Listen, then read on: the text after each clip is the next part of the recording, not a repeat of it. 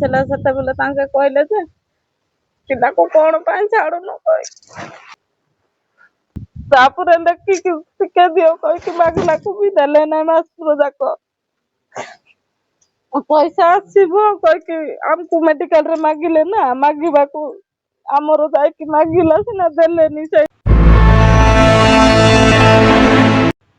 ଅଣଦେଖା କରିଛନ୍ତି ଆଶା ଏନ୍ଏମ୍ 10 ବର୍ଷର ନାବାଳିକାଙ୍କୁ ଠିକା ଦେଇ ଅସହ୍ୟ ଅବସ୍ଥାରେ। ଅଷ୍ଟମ ଶ୍ରେଣୀ ପାଠ ପଢ଼ିବା କଥା, ବର୍ତ୍ତମାନ ଅଷ୍ଟମ ଶ୍ରେଣୀ ପାଠ ପଢ଼ିବ କ'ଣ ଆଜ୍ଞା? 10 ବର୍ଷର ଠିକା ନେଇ ବର୍ତ୍ତମାନ ମୃତ୍ୟୁ ସହ ସଂଘର୍ଷ କରୁଛନ୍ତି। ଏହାକୁ ଦୃଷ୍ଟିରେ ରଖି ତାଙ୍କ ପରିବାର ଲୋକେ ଅଭିଯୋଗ କରିଛନ୍ତି। ଆଶା ଏନ୍ଏମ୍ ଏବଂ ପ୍ରଶାସନକୁ ଅଭିଯୋଗ କଲେ ମଧ୍ୟ ଆଜି ପର୍ଯ୍ୟନ୍ତ ପ୍ରଶାସନ କିଛି ଜନନୀ ବେହେରାଙ୍କର କିଛି ପଦକ୍ଷେପ ନ ନେଇଥିବାର ଜଣାପଡ଼ିଛି। ଏଭଳି ଘଟଣାଟି ଘଟିଥିବାର ଜଣାପଡ଼ିଛି କନ୍ଧମାଳ ଜିଲ୍ଲା ଦାରିଙ୍ଗିବାଡ଼ି ବ୍ଲକ ସିଆଂବାଲି ଗ୍ରାମ ପଞ୍ଚାୟତ କଲୋନୀ ସାହି। କଟକରେ ଜଏନ୍ କଲୁ ଆମେ ପିଲାକୁ ମେଡିକାଲରେ। ଯେତିକି ଆମର ପଇସା ପତ୍ର ଥିଲା ସେ ଅନୁସାରେ ଆମେ ମେଡିକାଲରେ ରହିଲୁ। ପଇସା ପତ୍ର ସରିବାରୁ ଆଜ୍ଞା ଆମେ ବାଧ୍ୟ ହୋଇକି ପିଲାକୁ ଧରିକି ଘରକୁ ଆସିଲୁ। ଆମେ କୁଲି ମଜୁରୀ ଗଲେ ଆମର ଚୁଲି ଜଳେ ଆଜ୍ଞା। ଆମେ କ'ଣ କରିବୁ ପିଲାକୁ? ବର୍ତ୍ତମାନ ପିଲା ମୃତ୍ୟୁ ସହିତ ଇଞ୍ଜେକ୍ସନ ଦୁଆରେ ହେଇନାହିଁ କହିଲା, ତାପରେ ଆଶା, ତାପରେ ଏନ୍ଏମ୍ ବି କହିଲା ଇଞ୍ଜେକ୍ସନ ଦୁଆରେ ହେଇନଥିବ କହିକି, ତାପରେ କ୍ୟାନ୍ସର ଆଡ଼କୁ ଗତି କଲାଣି, ଏଇଟା ଇଞ୍ଜେକ୍ସନ ଦୁଆରେ ହେଇନାହିଁ କହିକି ଏନ୍ଏମ୍ ବି କହିଲା, ଆଶା ବି କହିଲା। ଦେଖିପାରୁଛନ୍ତି ଆଜ୍ଞା, ମୁଁ ଯୋଉ ଆପଣମାନଙ୍କୁ କିଛି ସମୟ ଭିତରେ କହୁଥିଲି ଆଶା ପରିବାରକୁ ଯାଇଥିଲୁ ଏବଂ ଆଶା ଆମକୁ ଡାଇରେକ୍ଟ ସିଧା ମନା କରିଦେଇଥିଲେ। ଆମେ ସେଇ ବିଷୟରେ କିଛି ଜାଣିନୁ। ଆମେ କେବଳ ଆମର ଉପର ଅଥରିଟି ମାନେ ଯାହା କହିଲେ ସେ ଅନୁସାରେ ଆମେ କାର୍ଯ୍ୟ କରିଛୁ ଏବଂ ଆମେ ମାସକୁ ରିପୋର୍ଟ ଦେଇଛୁ ବୋଲି ଆଶା କହିଛନ୍ତି। ଅଣଦେଖା କରିଛନ୍ତି ସିଆଂବାଲିର ଆଶା।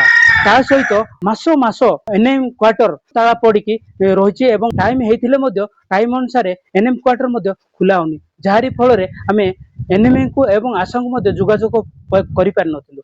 ଆଶା ପାଖକୁ ଏବଂ ଆଶାଙ୍କୁ ପଚାରିଲା ବେଳେ ସେ ସିଧା ରୁକ୍ ମନା କରିଛନ୍ତି।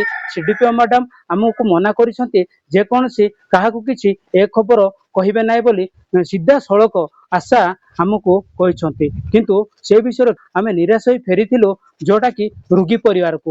10 ବର୍ଷର ନାବାଳିକା 5ମ ଶ୍ରେଣୀ ପାଠ ପଢୁଥିଲା, ବର୍ତ୍ତମାନ ସେ 6ଠ ଶ୍ରେଣୀ ପଢିବା କଥା, କିନ୍ତୁ 6ଠ ଶ୍ରେଣୀ ପାଠ ପଢିବ କ'ଣ ଆଜ୍ଞା?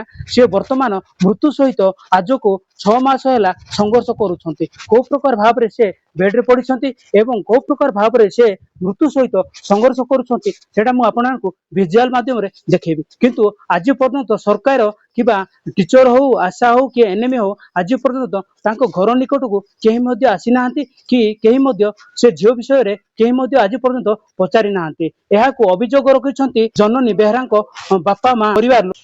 ସ୍କୁଲରେ ରଖିଥିଲେ ସାର୍, ତାପରେ ଅଙ୍ଗନବାଡ଼ି ତରଫରୁ କି ସ୍କୁଲ ଇଏରେ ଦେଲେ ସେଇଟା ତ ଆମେ ଜାଣିନୁ। ଇଞ୍ଜେକ୍ସନ ଦେଲେ, ତାପରେ ହାତ ଫୁଲିଗଲା ଝିଅର ଆସ୍ତେ ଆସ୍ତେ। ସେଇଠୁ ଆମେ ଦାରିଙ୍ଗବାଡ଼ି ନେଲୁ, ଦାରିଙ୍ଗବାଡ଼ିରୁ ବାଲିଗୁଡ଼ା ନେଲୁ, ବାଲିଗୁଡ଼ାରୁ ବ୍ରହ୍ମପୁର ନେଲୁ, ବ୍ରହ୍ମପୁରରୁ କଟକ ନେଲୁ। ସେଇଠୁ ଆୟୁଷ୍ମାନ କାର୍ଡ଼ ଧରିକି ଗଲୁ। ତାପରେ ଆୟୁଷ୍ମାନ କାର୍ଡ଼ରେ କହିଲେ ଏଇଟା କ'ଣ କରିବୁ ଆମେ, ଏମିତି କହିଲେ। ତାପରେ ହଉ ନହେଲେ କହିଲୁ। ସେଇଠୁ ଆମେ ଆସିଲୁ, ଡିସଚାର୍ଜ କରିଦେଲେ ଆସିଲୁ। ତାପରେ ତାଙ୍କେ ଯଦି ଏବେ କହିଥାନ୍ତେ ଆହୁରି ନାହିଁ, ଆମକୁ ସରକାର ତରଫରୁ ଝିଅକୁ ଟିକେ ସାହାଯ୍ୟ କରିଥିଲେ ଭଲ ହେଇଥାନ୍ତା, ନହେଲେ କୁଆଡ଼େ ହେଲେ ନେଇଥାନ୍ତେ। ମେଡିକାଲରେ ଆମକୁ କିଛି କହିଲେ ନାହିଁ, ଏଇଟା ସବୁ ନର୍ମାଲରେ ହେବ କହିଲେ। ନର୍ମାଲ କହିଲେ ଆମର କ'ଣ ପଇସା ପତ୍ର ଅଛି କି? ଆମେ ତ କୁଲି ମଜୁରୀ ଗଲେ ଚଳୁଛୁ, ନହେଲେ ନାହିଁ। ଏବେ ଆମର ପଇସା ପତ୍ର ନାହିଁ, ଆମେ କାମ ଯାଇପାରୁନୁ କି ତାକୁ ଛାଡ଼ିକି ଯାଇପାରୁନୁ କି ଆମକୁ ଖାଇବାକୁ ବି ମିଳୁନି। ଆମେ କ'ଣ କରିବୁ? ସେମିତି ହେଇକି ସରକାର ତରଫରୁ ଟିକେ ସାହାଯ୍ୟ